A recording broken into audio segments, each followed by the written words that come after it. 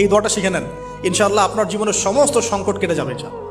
আমি নিজেও এই দোয়াটা বেশি বেশি করার চেষ্টা করি। দোয়াটা হচ্ছে, মুসা আলাইহিস সালাম একটা গাছের নিচে হেলান দিয়ে বসলেন, বসে দেখলেন দুজন মেয়ে দাঁড়িয়ে আছে দূরে, পানি নিতে পারছে না, লোকজন পানি নিয়ে যাচ্ছে, ওরা দাঁড়িয়ে আছে বেচারি।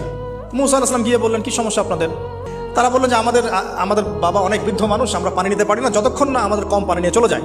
তো মুসা আলাইহিস সালাম তো একটু বললাম না, ফিজিক্যালি খুব স্ট্রং ছিলেন, থাকে না বডি বিল্ডার, সামনে গিয়ে কথা বলে সরো পানি দিতে দাও, তখন মানুষ একটু মূল্যায়ন করে না। তো মুসা আলাইহিস সালাম এভাবে পানি নিয়ে দিলেন এবং বাছুরদেরকে পানি পান করালেন, করিয়ে গাছের নিচে এসে বসে আছেন। বসে বসে তিনি দোয়া করছেন, এই যে দোয়াটা তিনি দোয়া করছেন, রব্বি, একটা নেক কাজ করলেন না, মানুষের উপকার করলেন, নেক কাজ করে এসে গাছের নিচে বসে দোয়া করছেন, আল্লাহ এখানে তো আমার খাবার পানি বাসস্থান কিছুই নাই, আমি কি করব? রব্বি ইন্নি লিমা আনজালতা ইলাইয়া মিন খায়রিন ফাকির, রব্বি ইন্নি লিমা আনজালতা ইলাইয়া মিন খায়রিন ফাকির।